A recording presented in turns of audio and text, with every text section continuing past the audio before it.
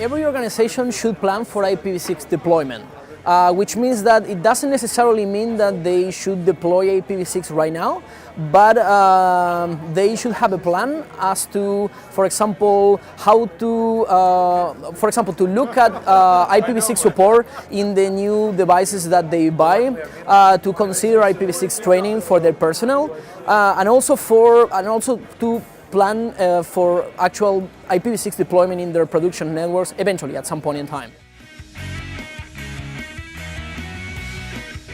The challenges mainly are that we have much less experience with IPv6 than with IPv4, and for example, when it comes to security, there's typically less support for IPv6 than for IPv4. Also, when it comes to actual implementations, they are typically less mature. The IPv6 ones are less mature than the v4 counterpart. Well, essentially people assume that the typical address scanning attacks are unfeasible in IPv6, but from my perspective that's an incorrect assumption.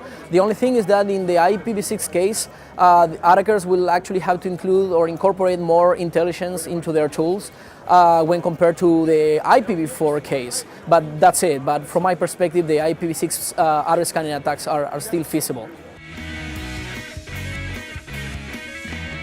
One key point to consider is that many people think that if they have not yet deployed IPv6, they shouldn't be concerned about the security implications of IPv6. Now the thing is that in general, since most general purpose operating systems, they do have some kind of IPv6 support enabled by default. Every single network, any network that you have out there has at least partial support for IPv6. So whether you are explicitly deploying it or not, you should actually consider its security implications.